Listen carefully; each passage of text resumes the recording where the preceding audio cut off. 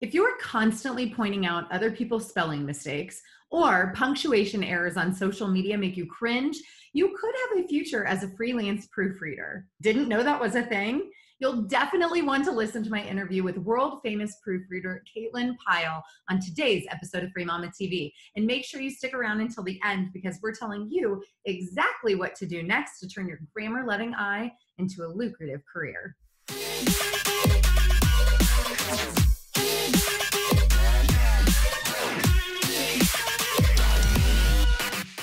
Hi, I'm Lauren Golden here with a new episode of Free Mama TV showing moms like you how to start and run a successful freelancing business from home. Subscribe to my channel and hit that bell to be notified when I post a new episode of Free Mama TV right here each and every Tuesday.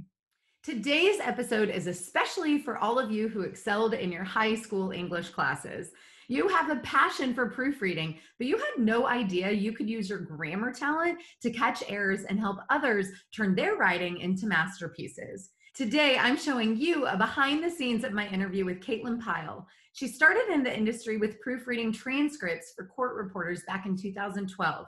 She was so good at spotting errors, she became known as Eagle Eyes. Because she was so passionate about proofreading, she started ProofreadAnywhere.com as a blog back in 2014, and it has exploded since then. Today, she's going to share her passion for proofreading with you so you can grow your freelance business just like she did. Hey guys, I'm so excited that you're here. If you are new to me, my name is Lauren Golden. I'm the founder of the Free Mama and the Free Mama movement. And if you've been around for a while, you know that every now and again, I bring in some absolutely amazing people into our community who I believe will help serve you in your freelancing business. They can take you to the next level. They can help you specialize in a certain skill so that you can make more money and do more of what you actually enjoy doing. And today I have the amazing Can Pyle here with me. Can helps proofreaders earn extra income from anywhere in the world, even if they're starting from scratch. Sound familiar? We have a lot of free mamas who are newbies here. In 2011, Can created a self-proclaimed terrible ebook about proofreading because friends and acquaintances wanted to know how she was making money proofreading. People kept asking her more and more questions, so she started the now stellar course, Proofread Anywhere. You guys probably have even heard of her, seen her on the interwebs, to answer all of those questions and help other people make money through proofreading as well. So through her hard work, Can became a multi-millionaire in 4 years. You guys, this stuff works. Do you have any idea how many people she's helped to make millions of dollars? This is awesome. I'm so glad she's here. And since the start of Proofread Anywhere, Can has expanded to add other products and even a product bundle called Work at Home School, which I'm super excited to be a part of, that it helps people develop in-demand skills they can use to generate income from home. Can, I'm so excited you're here. Thank you for being here with us today. Thank you, Lauren. Thank you so much for that fabulous intro too. It's great to be here. Awesome. So let's dive right in because we've got a lot we want to cover in a little bit of time so that we can pour into this free mamas and tell them that, like, hello, did you know you could make money proofreading? Like, this just blows my mind. I'm constantly telling them, do you realize, like, there's, like, you can get paid to check people's email, and people's minds are like, I'm sorry, I can get paid. Like, I've been staying home for 20 years. I thought I had no skills. And I'm like, sister, you have skills. So let's talk about proofreading, but let's back up a little bit. Tell us a little bit. Who are you? How'd you get started? Like, how did you discover this whole proofreading world and that you could make money from home doing this skill? Oh man, strolling down memory lane. So I've always had a knack for words. I was never a math and science girl. I was always the language and social studies girl. I liked writing poetry when I was in middle school. I was terrible at giving speeches. I wasn't always great at speaking in front of people, and I still struggle with that to this day. But you can't be good at everything, right? And so we're all going to be good at a few things, and proofreading was one of my things. And people would ask me to proofread their stuff in high school. I was really good at making things sound good. So those papers, we were like, why do I have to write this? You can make it sound like you actually care about, Frederick II or whatever. I think that's something I wrote a paper about in my history class back in the day. And so people are always asking me for help, and I was a language nerd as well. So I was German club president in high school. I just really liked speaking a second language and that whole process behind. It feels like you take on a different identity almost when you speak a different language, because with a different language, you can see the world differently. And I find that kind of stuff fascinating. And so my first proofreading stuff happened that wasn't in high school. my first paid proofreading was in 2007 and 2008 when I was studying abroad in Germany, in Koblenz. I did an exchange program when I was in college. And it was kind of like a gap year because I found out at the last minute that they weren't going to take any of the classes. And so I ended up taking one class in German English translation per semester. So 2 classes total. And I dropped the others. We started dating somebody. I traveled all over the place and, made some friends and just had a good time and just cultural experience, and look back on it, somewhat with like, oh man, you could have done so much more if you weren't so scared of this, or if you didn't have the boyfriend or whatever. But you could always, you'll just have to go back. yeah. And I've had dreams about going back, and I haven't been back in 11 years, or I guess maybe 12 years now. Got back in 2008, but I did my first paid proofreading there, and I had no idea what freelancing was. I'd heard about it, but just didn't think it was something accessible to me. And even once I was freelancing full time, I didn't consider myself a freelancer. I was like, oh, I just proofread. You just don't know what you don't know about yourself, and you tend to underplay or downplay, undermine yourself, downplay the things that you're good at because you're good at them, and who's going to want to learn that? Who's going to want to hear about this? But people started hearing me talk about it, and my husband at the time, I'm not married anymore, would tell his coworkers that I made more money than him from my iPad on the couch than just working part-time hours, and so people would ask him, and it taught some of his coworkers actually, and one of two things would happen. They would either do absolutely nothing with the information that I gave them, which kind of left me feeling a little bit resentful. I won't lie. I was like, I just spent all that time typing all this out, answering all your questions, helping you one-on-one, literally sitting there going through a transcript with you, and you did nothing with it. Like, that was a waste of my time. And so it turned out, eventually my husband at the time got really disillusioned with working at a for-profit college in admissions or financial aid or some desk job. He really didn't like it. So he started listening to other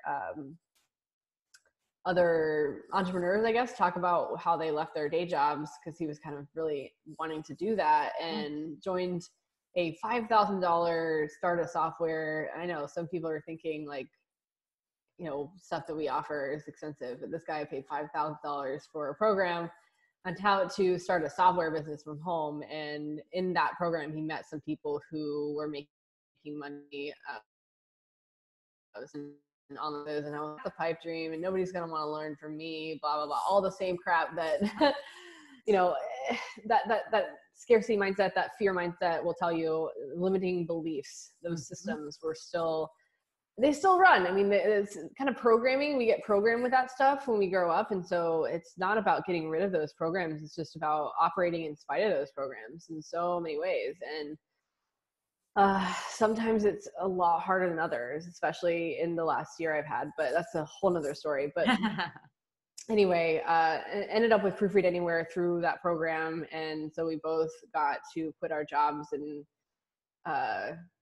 I didn't quit proofreading until probably 6 months in, but my proofreading stuff started really ramping up when I guess I should go back a little bit. I'm all over the place. Sorry.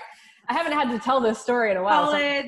So I skipped getting a real job. So I got a real job about 3 months before I graduated college, and it was at a court reporting office, and this will tie it all together. Okay. That's where I learned how to proofread transcripts for court reporters. And I'm doing that part-time, had no idea I could do it full-time because it was frankly tiring work, and I wasn't conditioned to do it all day. But as I did it more, I was like, okay, I can get in the zone. This is how I'm going to do it. And I actually got fired from that job, and my story is all over the internet, so I'm not going to go into the details of that now. And it's also in my book, Work at Home, in more detail. But I learned how to proofread at that office by the people who fired me. And I went to personal training school after that, and quickly realized that personal training, showing up at a certain time, doing a certain thing for very little money after the gym took their cut and commute time. Nope. Like, proofreading was where it was at, because I continued to proofread and gradually realized, hey, I'm making more money doing this and I like it more. And so phased out personal training and ended up being a full-time proofreader for about, I guess it was 2.5 years, 3 years before Proofread Anywhere started. Awesome. And then I never thought I would stop proofreading, but then it got to where I enjoyed the Proofread Anywhere stuff more, and then ended up giving all my clients away to my students. Yeah. And here I am. That's a really long story in a very small nutshell. Because there's a lot more that's happened, of course, since then, but that's how I got started. That's how Proofread Anywhere came to be. That's awesome. And I understand the long convoluted Yeah. story. I'm always so like, up people and are down like, roller coaster. just the other day I was walking home. We have a brand new next door neighbor and she was like, so tell me about your business. And I'm like, it's not a long enough walk. I'm like, what do you want to know? Anyway, I understand. But so the long story short though, you've been doing this for a while. I mean, over a decade, you personally have experience as either proofreading or teaching other people. So you're very much in the industry. How have you seen it change and maybe opportunities changing? Because I just even think about, you know, what Facebook was in 2008 versus the opportunities that we have today online. What big changes have you seen in this particular industry over the last decade? Yeah, so even just connecting what you got started in with doing social media, virtual assisting, and what I got started in and molding together, I think that's changed a lot. The explosion of virtual businesses, small business owners like yourself and like myself. I hire proofreaders. I don't proofread my own stuff. That's like number one rule. Don't proofread your own stuff. And the times that I've done it because I was trying to get things done quickly or too quickly in the past, it's come back to bite me before. And so things are double and triple proofread. And in the case of my book, it was proofread by 20 different people and there were still typos. Like, I think there's still one in the current printing right now, but that's beside the point. But people love to point that out too. yeah. And I've actually been able to spin it to my advantage to where they can get a discount on Proofread Anywhere if they find the typo in the book they have and they can tell me what page it's on. And yeah, so there's always a good way to, there's always a good way to spin things. That's amazing. So what was your motivation early on? Obviously, you know, you lost your job, which wasn't really by choice. I'd love to hear like about your first experience, like while you were in Germany, like how did that even happen? Like, and then obviously you said you kind of shared, like you liked it and you were making more money than you were as the personal trainer. What was your segue from how you really got started, like found your first client or found your first opportunity and realized this was a thing, to now wanting to share that expertise with others? Yeah. So before I answer that, I just want to add on to the last answer, something I just remembered, what I've seen in change in the proofreading world, besides the growth of online businesses, it's the growth of self-publishing. So instead of feeling like they got to go to school to learn things. So people need proofreaders for written content. People need proofreaders for video transcript content and podcast transcript content, all that stuff if they want to be found on Google. So the more text that's coming out on the internet and smarter business owners get about how good that text needs to be, they're hiring more proofreaders. And so that would probably be the biggest change that I've seen, is just that explosion of people doing things themselves and taking more control of their income, which is exactly what you and I help people do. And so me getting my first client, was that the question? Yeah. And then transitioning into sharing the expertise with other people. That. Okay. Yeah. So my first client, I mean, it was all kind of accidental because I worked at the court reporting office and they found out I was good at proofreading. And so then they had me doing quality control. And then I was like, okay, I can make an extra $500 a month as a proofreader for these 2 reporters on the side. And then it was, okay, now I'm fired. What am I going to do? I have some supplemental income. I can work on the side while I'm going to personal training school, building a new career. And then it was me just happily proofreading. And I got one of my proofreaders, one of my court reporters that I worked for, worked at the agency from which I was fired and was told that they couldn't use me anymore. And then one of them, the other one, said that they couldn't use me anymore because they had to use the in-house proofreaders at their agency, which was not the one that I was fired from. And so I'm like, well, what if I could become one of those proofreaders? And so I got the name of the supervisor that she was reporting to, emailed her, and I said, I'd love to be one of the quality assurance proofreaders. And that's really when things started taking off, was just instead of having a door slammed in my face, well, sorry, you can't be my client anymore. I was like, well, how do I become one of those people that you can work with? And being brave just long enough to send an email that was, in retrospect, I think I still use it in my course as an example of maybe something not to do, but like write paragraphs introducing yourself and like sending a cover letter as your first, and no, don't do that. That's awesome. Because it screams, I'm brand new and I don't know what I'm doing. So that's proofreading marketing tip number one. And I don't get into marketing too much when I'm interviewed, just because there's, in my industry, a lot of proofreaders think they already know what they're doing. And that's the first thing most of my students say is, I thought I already knew what I was doing and I was wrong. And so I try not to get too much into marketing for that reason, because there is an art to this. It's not a science, it's an art. And so, like, and as you know, building a business is not something that, even though you're good at proofreading, that whole business element, that is what people are green with. And so if you go in thinking, I'm a great proofreader, and then you completely are terrible with client correspondence, for example, or being organized, and you miss a job because you think you already know it all. Like, that's the worst mindset you can come in with, is thinking that you know it all. And unfortunately, but also fortunately, because it's a good growth experience, proofreaders think that they know it all. And I was there once, and so that's how I know. And it's not surprising though, because think about the nature of what your natural talent is. You're naturally gifted at finding errors and mistakes. And so I can see that you would develop like a certain level of I don't want to say ego, but like, dude, it was ego. It was absolute arrogance. I was like, I know that I'm not alone in this, because proofreaders tell me this all the time, that when they see typos in a menu or see typos in an email, that it makes them cringe and it makes them lose respect for the company because they didn't bother to have it proofread. I am there, and I know I'm not alone. And so I'm not shy about admitting that that's the way I was. And I still battle that. I'm like, just because someone has a typo doesn't mean that they're an idiot, Caitlin. And you know, it was a big point of contention with my with my ex-husband too, because he was not a speller. He was not good at written communication in general.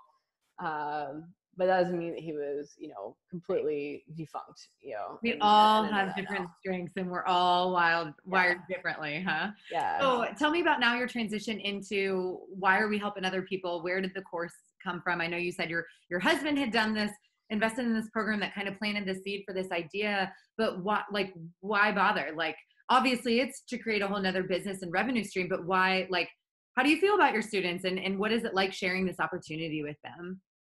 Yeah, well, I know that when I was, when I had created my freelance proofreading business, and how cool it was to be able to be on an airplane on a way to Jamaica and be able to get work done in the quietness that is an airplane, and there's no internet, but you can download stuff where you go and you can do the work. And I'm on vacation and how it was, and wanting to share that with other people, and wanting to help other people find the way, and seeing the satisfaction when people did take my advice and run with it. And that was really exciting for me. And but because of the people that I helped that didn't do anything with it, and how frustrating that was, I was like, I've got to put a price tag on it so people will respect it more, and so I can respect it more as well, because otherwise people will take advantage, and that's essentially what had happened at some point. And so I was really doubtful. I was like, oh, that's, you know, pipe dream, people making $3,500 a month selling an ebook. But that was about how much I was making on average, like on the low end.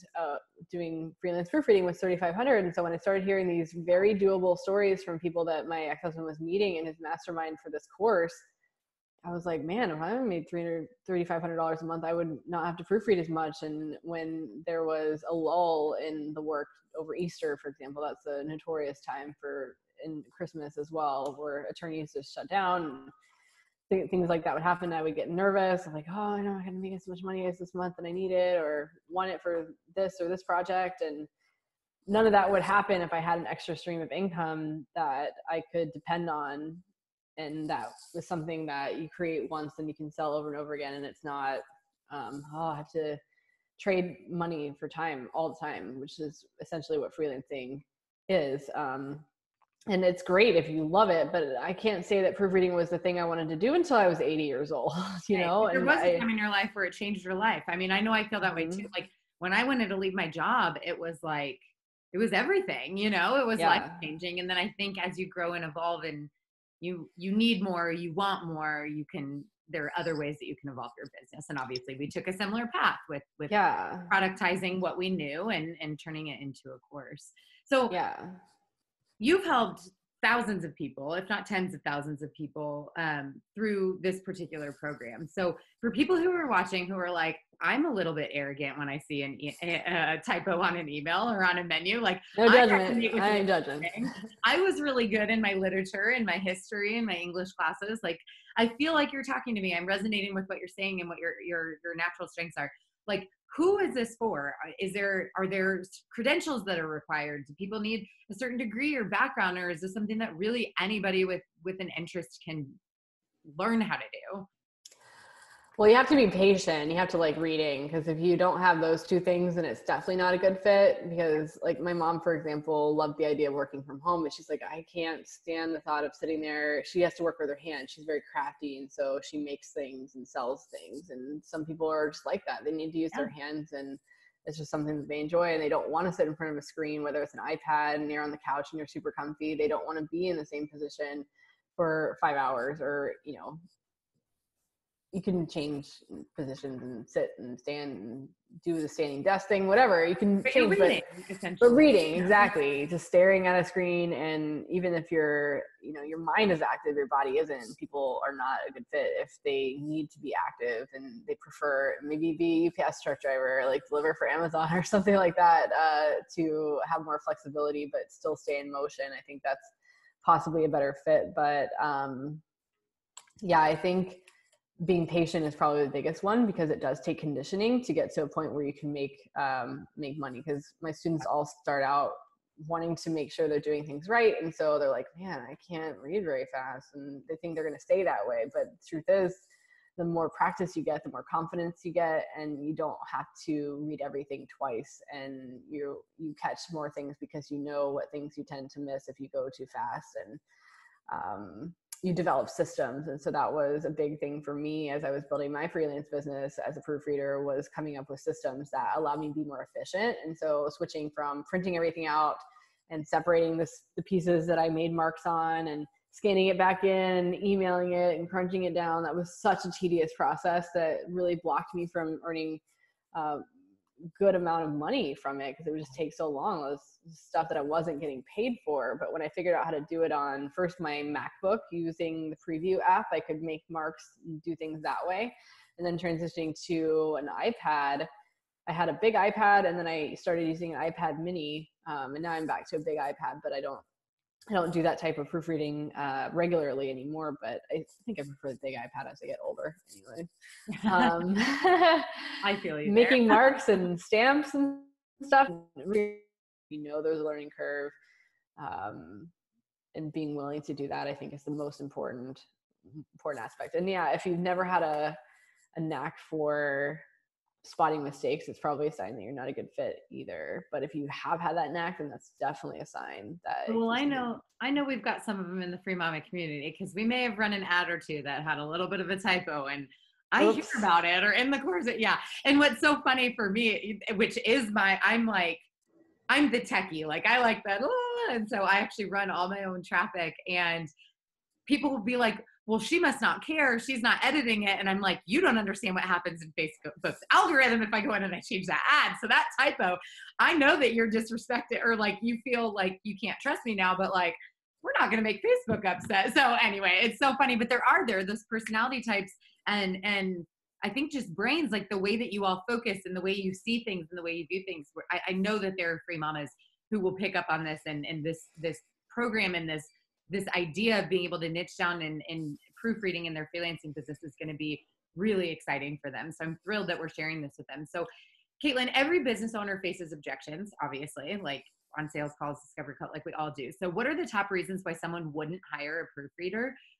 Like, do you know, let's go back to your discovery call days, or when you're in communication with a potential client, like what was some of the things you hear, and how do you help people overcome those objections? Because one of the biggest things we see in the Free Mama, regardless of what niche or service people are providing, is getting to that point where you're comfortable and you're consistently bringing on clients always seems to be one of the biggest internal and external challenges. So what can you talk to that and your experience?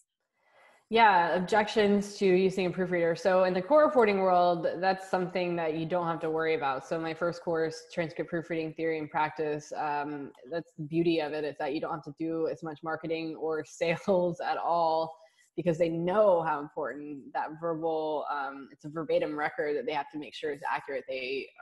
When I worked at the court reporting office, we forced them to use a proofreader, and they had to upload their corrections to prove that they used it, because some people would try to cut corners and to save money. So that might be an objection, is that they don't want to spend the money for a proofreader. But if you can show them that having high quality content actually improves their bottom line numbers, and proving that there are people out there who do care, and that having high quality polished content will pay off in the long run, then that makes it a lot easier. And one thing that I run into sometimes, less and less often, especially as I get more involved in the self-publishing community and kind of dispelling the myths, is that, oh, I already work with an editor, so I don't need a proofreader. Ooh, that's a big one. The thing is, an editor's job is to kind of rip apart the writing and not polish it. And so by the time they're done ripping it apart, it's just as much their own as it is yours. And so, yeah, if you've got an eye for proofreading and you want to look back over things that your editor's ripped apart, then you might be able to skate by without using a proofreader, but that's not common. That's not usually the case. And so I always recommend not just working with an editor, with a proofreader, to go through with that final set of eyes to polish the content. And so the way you can remember that is proofreading is polishing, and they both start with P as in alliteration. Yeah. So it's easier to remember the difference, because a lot of people don't know the difference between editing and proofreading. And the truth is that proofreading is a lot less involved than editing.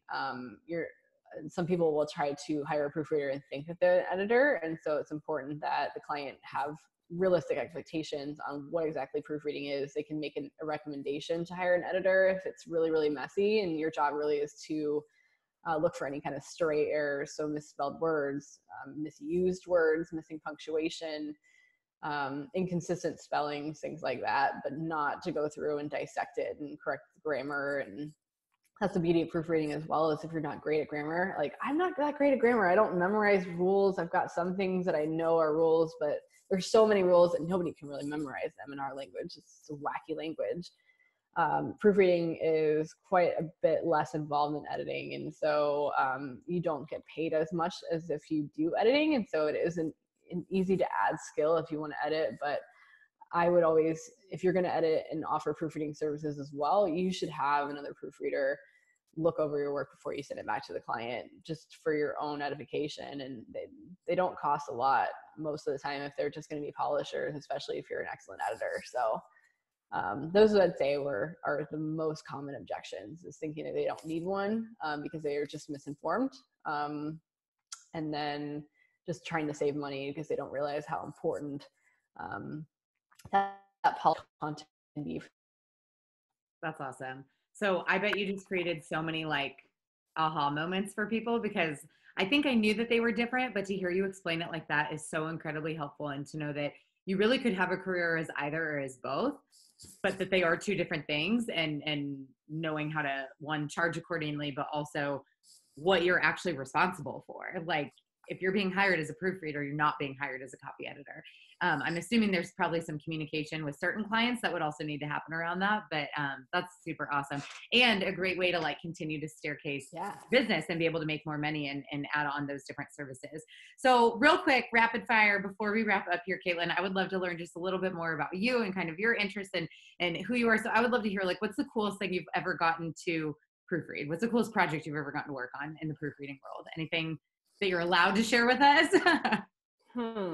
Well, some of the coolest transcripts that I ever proofread are in the course as practice transcripts. And one of them that always sticks out in my mind is one that had to do with this guy who had a mistress because his wife was, I think, mentally ill or something. And so he was a professor in another city. And when that guy ended up having a stroke, and it came down to what happened to his estate and who was in control and who got what and whatnot, there was a big kind of mix up between what his wife wanted, and maybe she wasn't as mentally ill as they thought, and how involved was this mistress that nobody knew about. And so it was the testimony of the mistress that I read, and I found it fascinating. So that's in the like course. Days of our lives, but like real life. Like, yeah. I mean, that if kind you of like stuff to read, if you like to read, this is like dream job. Like, that's amazing. What is one book that you've read that kind of influenced or changed your life? Oh man, I really like the book, The Big Leap by, I can't remember his name right now. I've probably You've got heard it on about my it? phone. Yeah, I have. I Yeah. listened to it on Audible. That book is really insightful. Yeah, I need to, it's about time for a reread. It's been about a year and a half since I first found it. And when I first started reading it, I'm like, wait a second, like this is actually going to get me somewhere, because I'm usually pretty skeptical when it comes to reading other people's ideas, because I'm like, they're not in my head.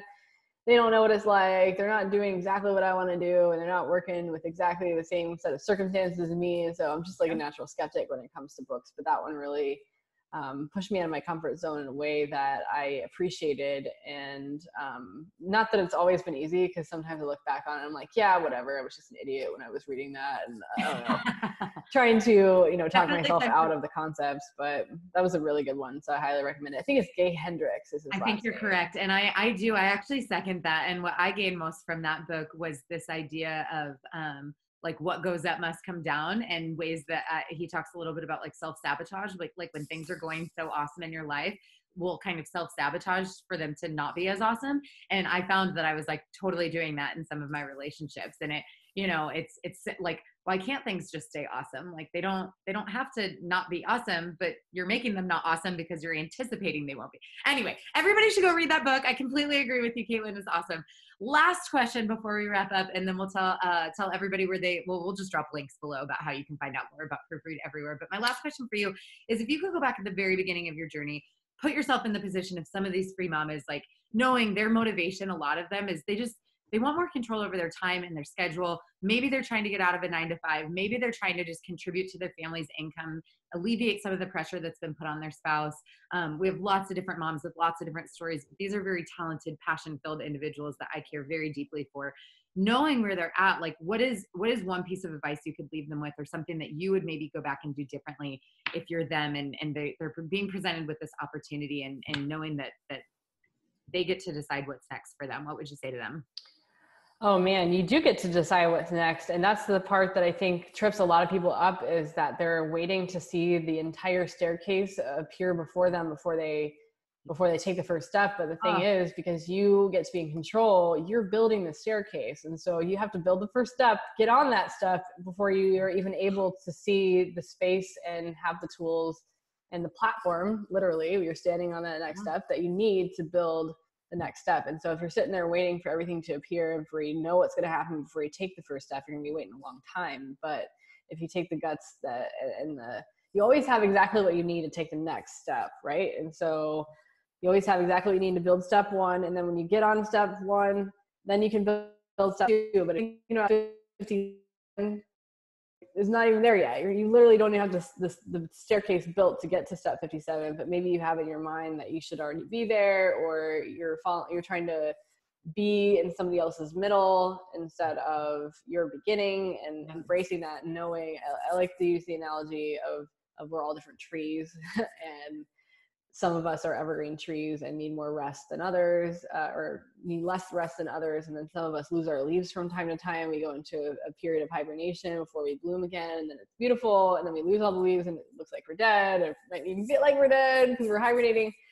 And so we're all in a different space, and we're all building different staircases. Some of them are whimsical. Some of them run into walls and you have to like go back down, and like those MC Escher drawings, of the weird staircases that go nowhere. I totally got the visual. But it's all staircases, and you always end up somewhere. And sometimes you just have to take a few steps back and go up, but it all ends up being a work of art. And that sounds super corny, but it's true. No, beautiful. It was absolutely awesome. Caitlin, thank you so much for pouring into our moms, for opening up their eyes to this opportunity that they might not even be aware is exactly what they've been looking for. They shared some of those traits maybe with you from high school, and shared some of the strengths and interests, and they've been doing it anyway. And now they realize they might be able to make some money doing it. So we're so grateful for you. Thank you so much. Yeah, thank you so much, Lauren. It's been amazing to be here. Thank you for the opportunity. All right, mama, now you know the skills you need to start your freelance proofreading side hustle. If you're ready to take the next step in turning your skill into a profitable career, check out Caitlin's general proofreader training by clicking on the link down below. Also, if you want to join a community of mamas just like you, I have a Facebook group where thousands of mamas come together for support and action-taking tips and motivation. If you liked this video, please let Caitlin and me know by liking it below, subscribe, and share it with your fellow mamas, and comment below with hashtag I am a free mama if you're ready to make money proofreading.